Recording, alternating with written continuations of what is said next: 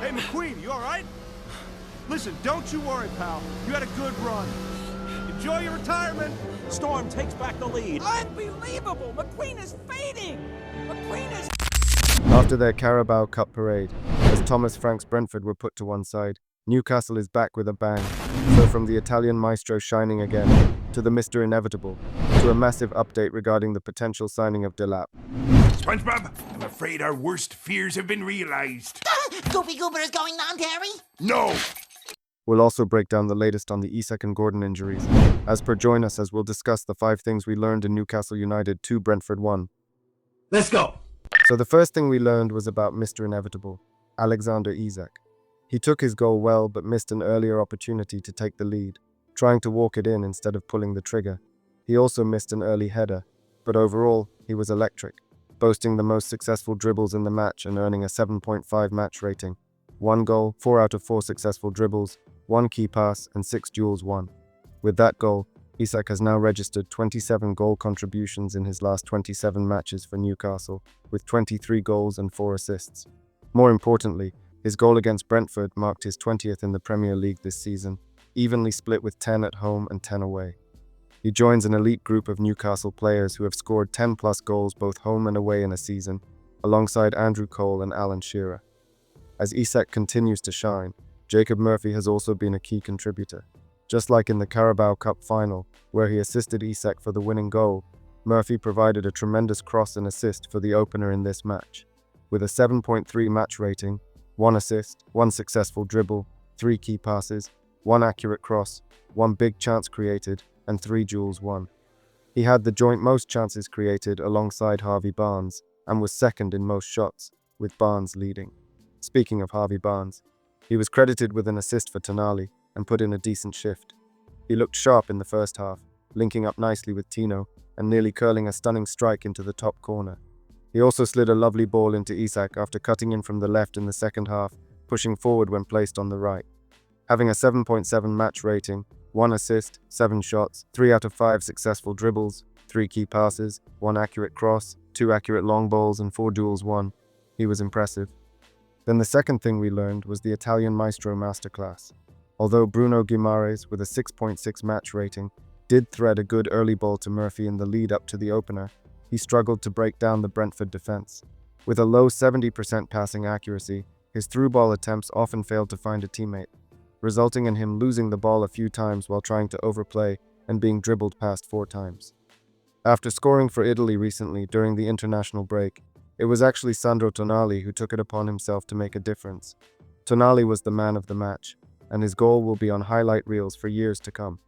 Aside from that stunning strike, he was everywhere and integral to everything Newcastle did. He lost possession late on but quickly redeemed himself. He reads the play quickly, moves the ball efficiently, and maintains his intensity from start to finish. Having a 7.6 match rating, 1 goal, 58 touches, 26 accurate passes, 1 key pass, 1 out of 1 successful dribble, and 5 out of 7 duels won.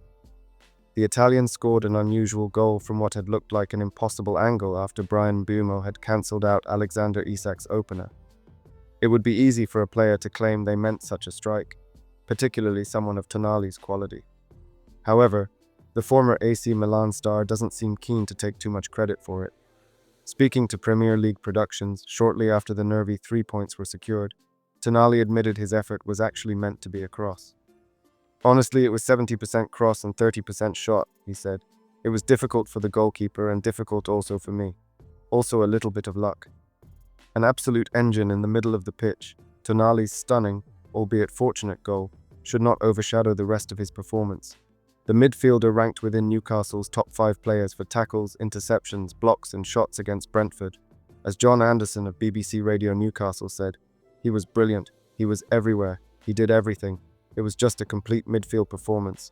He passed it well, he tackled, he chased back, and he was strong on the ball.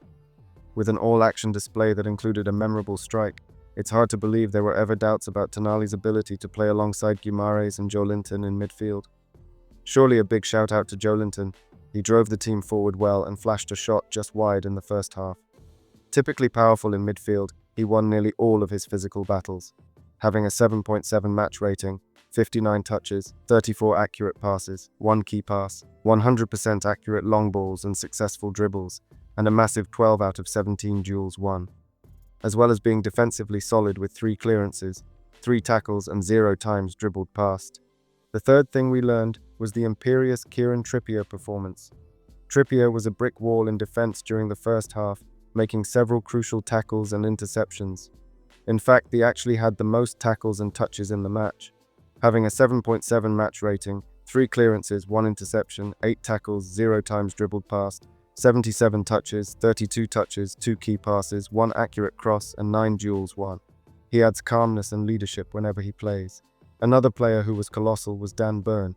Having the most accurate passes in the match, he also had 7.2 match rating, 9 clearances, 2 blocked shots, 1 interception, 1 tackle, 0 times dribbled past, and 5 duels won. It was a typical Burn performance, unbeatable in the air and throwing his body in front of everything.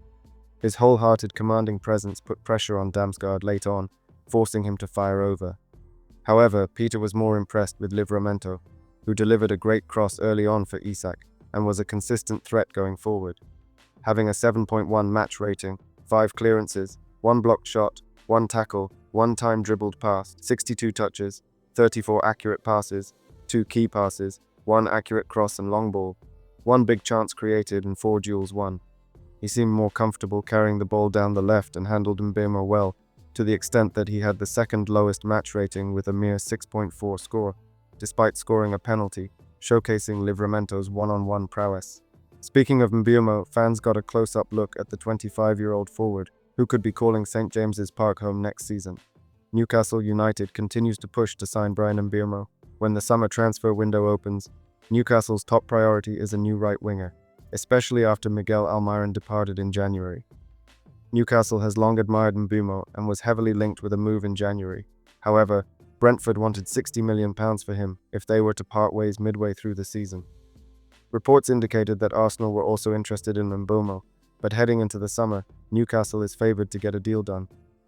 If Newcastle can achieve a top 5 finish and qualify for the Champions League, it will significantly boost the chances of Mbeumo making the move to Tyneside this summer. But tell me, would Mbeumo be your preferred right-wing choice? Then the fourth thing we learned were the injury updates. There was some concern when Alexander Isak came off in the second half. Isak was forced off shortly after Brentford's equaliser, a penalty from reported Newcastle transfer target Bryan Mbeumo. The idea of being without the Swede for any significant period would be a major concern for the run-in, given his importance to Howe's side. His opener against Brentford took him to 20 goals for the Premier League season alone. While Callum Wilson may be an able deputy at his best, relying on him raises worries. Fortunately, according to The Athletic's Chris Waugh on social media, Isak did not appear to be in too much discomfort when he was replaced by Wilson, despite struggling with a knock beforehand. Howe, for his part, did not seem overly concerned on the touchline. Isak has been hailed as world-class, and it would be difficult to disagree. Any team would miss a player of such quality. This season, Newcastle have not won any of the 3 Premier League games he's missed, although they have won both cup games.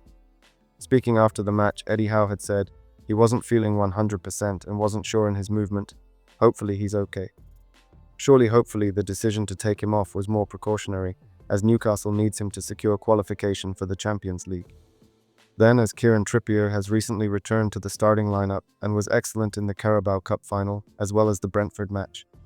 His experience will be crucial for the run-in, but unfortunately, he was also forced to make way for Emil Kraft during the closing stages against Brentford. He said he was feeling a cramp sensation in his groin, said Eddie Howe. We hope it's nothing serious. That's the negative today. Then, as Anthony Gordon was serving the last of his 3-match suspension following the red card he received against Brighton in the FA Cup 5th round in early March. However, even if the suspension was not in play, he may not have featured. Gordon has yet to resume full training for Newcastle after picking up a thigh injury while playing for England against Albania earlier this month. Still, Howe has confirmed that Newcastle hopes Gordon will return to full training soon. He is undoubtedly one of Newcastle United's best players and will be crucial for the Premier League run-in, having scored 9 goals and registered 7 assists in 34 appearances across all competitions this season. Then, in some transfer news, as the season comes to a close, there's a very real chance that Alexander and Will Osula will be the only senior strikers at Newcastle United. Callum Wilson's seemingly imminent departure at the end of his contract leaves a significant gap in the squad, presenting an opportunity for a striker to join one of the Premier League's top attacking sides under Eddie Howe. Fortunately, it appears the Magpies are already in the market for one of the division's most exciting players, Liam Delap, who may fit into Newcastle perfectly. Newcastle could be involved in a summer transfer saga, with Ipswich Town's Liam Delap attracting attention from several top Premier League clubs. According to an exclusive from Chris Wheeler at the Mail, Delap has a £40 million release clause that will activate this summer if Ipswich is relegated. With goals, power, and a season of Premier League experience, Delap is a huge young talent who could integrate brilliantly into Howe's squad. However, competition for his signature is expected to be fierce. Newcastle will face stiff competition for Delap, as several clubs are in desperate need of an additional goal scorer. Manchester United has held internal discussions regarding a potential move for Delap. Chelsea and Liverpool are also interested, while Newcastle is closely monitoring the situation. Manchester City retains a buyback clause after selling him to Ipswich last year, though it remains to be seen if Pep Guardiola will strengthen his attack, currently missing the injured Erling Haaland. The current striker market is lacking affordable options with inflated prices. Eintracht Frankfurt is reportedly asking close to €80 million for former target Hugo Ekitike. At £40 million, however, Delap could represent a bargain buy for Newcastle, similar to their recent signings of Anthony Gordon, Lewis Hall, and Tino Livramento, all young, English, and around the same transfer fee. In fact, recently against Bournemouth, he actually put in a masterclass performance, having a 7.6 match rating, 1 goal from the only shot he had, 3 out of 3 successful dribbles, 1 accurate cross, and a massive 11 duels won. With 11 goals and 2 assists in the Premier League this season, 0 absences due to injury, and a strong physical presence, the prospect of Delap either coming off the bench or partnering with Isak is exciting. Moreover, Delap fits the description of Howe and Paul Mitchell, as his youth, experience, and potential resale value align perfectly with their strategy. And then finally, if you would like to know what Eddie Howe said after the match, click the video link on screen now.